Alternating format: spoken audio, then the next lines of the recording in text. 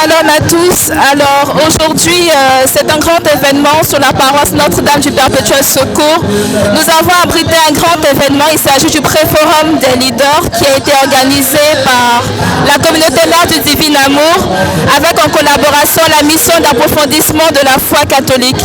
Nous avons reçu d'éminents prédicateurs, en l'occurrence le fondateur de la communauté mère du Divin Amour. Il s'agit du berger ou alors du frère Jean-Emmanuel Clément Akobé et du frère Samuel Marie Dibi qui nous ont enseigné comment développer le leadership qui sommeille en chaque chrétien que nous sommes, baptisés comme non baptisés.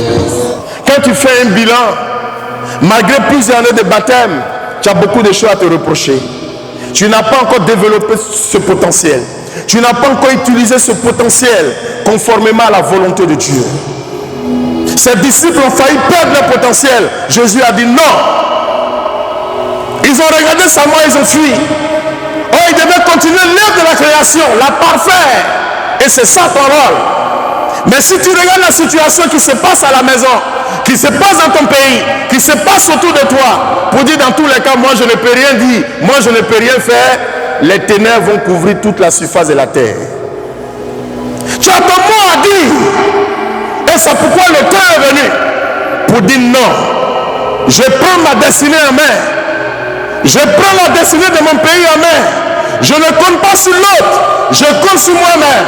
Et par la prière de l'autre, ensemble nous serons forts. Et Jésus a dit à ses disciples, allez partout.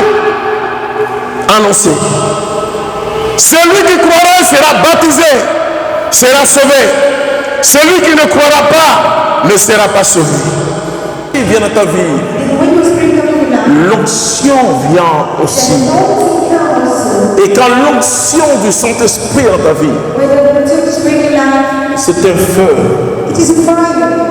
feu purificateur. Oh, tu es encore un être humain. Tout encore possible, Paul dit, tout m'est encore permis. Mais tout n'est pas utile. Je ne vais pas me laisser asservir par quoi que ce soit. Et les problèmes que les chrétiens commencent à voir, et plutôt deux gros problèmes, le sexe et l'argent. Le sexe et l'argent. Et nous devenons esclaves du sexe et de l'argent. Est-ce que vous pourriez nous donner vos impressions à la suite du pré-forum? En fait, le pré-forum aujourd'hui, c'était un grand moment. Et moi, j'ai retenu qu'un leader, c'est quelqu'un qui fait bouger les choses.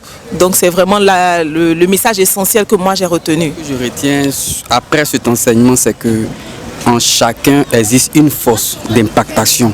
Et Jésus lui-même avait cette force-là. Donc ça veut dire que Jésus est un leader. Et donc tout homme qui croit en Jésus mort et ressuscité est un leader. Et il doit manifester cette force. Je comprends dès ce soir que je dois impacter mon environnement.